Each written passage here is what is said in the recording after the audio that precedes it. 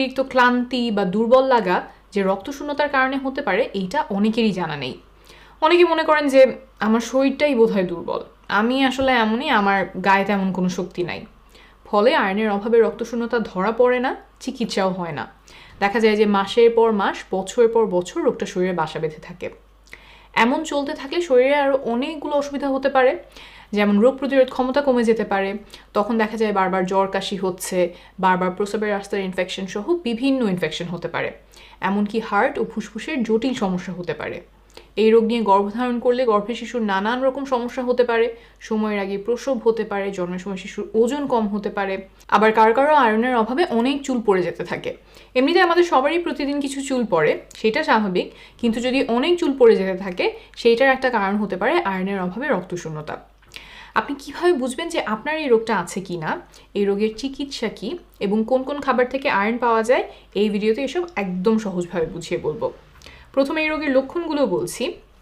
ক্লান্তি, শরীরে শক্তি কম পাওয়া বা দুর্বল লাগা, বুক ধড়ফড় করা, হাঁটা চলার সময় শ্বাসকষ্ট হওয়া, চোখ মুখ দেখতে একটু ফ্যাকাশে লাগা, মাথা ব্যথা, কোনো কাজে মনোযোগ দিতে সমস্যা হওয়া বা চিন্তাভাবনা করতে সমস্যা হওয়া, এই লক্ষণগুলো খুবই কমন। এছাড়াও কখনো কখনো আমরা আরও কিছু লক্ষণ দেখতে পাই, যেমন পা কামড়ানো বা পা শিরশির করা। বিশেষ করে সন্ধ্যায় বা রাতের দিকে পায়ের পাতা সহ পুরো পা কামড়াতে থাকে, তখন খুব পা নাড়াতে ইচ্ছা করতে পারে। ডাক্তারি ভাষায় এটাকে আমরা বলি রেস্টলেস লেগ সিনড্রোম। তারপর কানে ভন ভন বা শো শো আওয়াজ হতে পারে, মনে হয় যেন একটানা অস্বস্তিকর একটা শব্দ কানে বাজছে। মুখের স্বাদ পাল্টে যেতে পারে, জিভে ঘা হতে পারে, ব্যথা হতে পারে, ঠোঁটের কোনায় ঘা হতে পারে। তারপর চুল ধোয়ার সময় বা চুল আঁচড়ানোর সময় অনেক বেশি চুল ধরতে পারে, গায়ে একটু চুলকানির মতো হতে পারে। খাওয়ার জিনিস না এমন কিছু যেমন মাটি, কাগজ কিংবা বরফ, এইসব খেতে খুব ইচ্ছা করতে পারে। আবার অল্প কিছু ক্ষেত্রে দেখা যায় যে ঢোক গিলতে বা কোনো কিছু গিলতে কষ্ট হচ্ছে, হাতের নখ মাঝখানে দেবে গিয়ে অনেকটা চামচের মতোও দেখতে হতে পারে কারো কারো। তো এই লক্ষণগুলোর মধ্যে যদি কোনোটা আপনার থাকে তাহলে অবশ্যই একজন ডাক্তার দেখাবেন। তিনি আপনার সাথে কথা বলে শারীরিক পরীক্ষা নিরীক্ষা করে বোঝার চেষ্টা করবেন যে আপনার এই আয়রনের অভাবে রক্তশূন্যতা রোগটা আছে কিনা। খুব সাধারণ রক্ত পরীক্ষার মাধ্যমে এই রোগটা ধরে ফেলা যায়। পরীক্ষাগুলো করতে খরচও খুব বেশি হয় না। সরকারি হাসপাতালে 150 থেকে 400 টাকার মধ্যেই করে ফেলা যায়। বেসরকারি প্রতিষ্ঠানে এর চেয়ে আরেকটু বেশি খরচ হয়। এই রোগটার চিকিৎসাও খুবই সহজ। রোগ ধরা পড়লে আমরা সাধারণত রোগীকে আয়রন ট্যাবলেট খেতে দেই।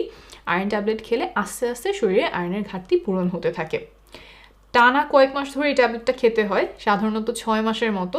তাহলে ঘাটতি পূরণ হয়ে শরীরে পর্যাপ্ত পরিমাণ আয়রন মজুদ হয়। কারো কারো দেখা যায় যে আয়রন ট্যাবলেট খেলে একটু পেটে গন্ডগোল হয়, সেই ক্ষেত্রে ভরা পেটে আয়রন ট্যাবলেট খেলে এই সমস্যাটা কমে আসে। আয়রন ট্যাবলেটের পাশাপাশি আয়রন সমৃদ্ধ খাবারও খাওয়া প্রয়োজন, যাতে সেখান থেকেও শরীর কিছুটা আয়রন নিতে পারে। আপনার যদি আয়রনের অভাব নাও থাকে তাও এই খাবারগুলো নিয়মিত খাওয়া প্রয়োজন, কারণ মাসিকের সাথে প্রতি মাসেই শরীর থেকে কিছুটা আয়রন বের হয়ে যায়। আর আয়রনের অভাব হলে প্রথম দিকে বাড়ি থেকে তেমন কোনো লক্ষণ বোঝা যায় না। তাহলে কোন কোন খাবার থেকে ভালো পরিমাণে আয়রন পাওয়া যায় সেগুলো এখন বলি। কলিজা, বিশেষ করে গরুর কলিজা আয়রনের খুব ভালো উৎস, তবে গর্ভকালীন সময়ে কলিজাটা খাবেন না। যদি খুব অল্প পরিমাণে খেয়ে ফেলেন সেটা নিয়ে দুশ্চিন্তা করবেন না। তারপর গরুর মাংস, মুরগির মাংস, এগুলো থেকেও ভালো পরিমাণে আয়রন পাওয়া যায়, তবে গরুর মাংসটা একটু পরিমাণ মতো খাওয়ার চেষ্টা করবেন।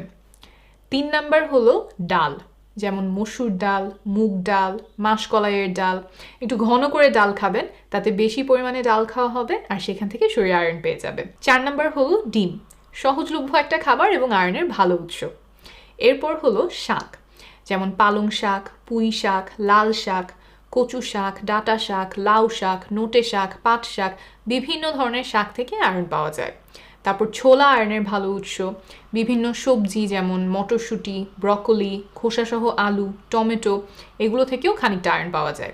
আর শেষ খাবারটা যেটা বলবো সেটা হলো কাজু বাদাম, পেস্তা বাদাম, কিশমিশ, এগুলোতেও আয়রন আছে। দিনে 1 মুঠের মতো খেতে পারেন, বেশি খেলে আবার ওজন বেড়ে যেতে পারে, তাই এটা নিয়ে একটু সতর্ক থাকবেন। আর কিশমিশ অন্য খাবারের সাথে খাবেন, না হলে দাঁত ক্ষয় হয়ে যাওয়ার সম্ভাবনা বাড়ে। এই ভিডিওতে অনেকগুলো তথ্য দিলাম, সব হয়তো আপনার মনে থাকবে না। ইন্টারনেটে সহায় হেলথ লিখে সার্চ দিলে এবং গ্রামীণফোনের ইউটিউব চ্যানেলে গেলে এই বিষয় সহ অন্যান্য অনেক বিষয় নির্ভরযোগ্য তথ্য পেয়ে যাবেন। আপনার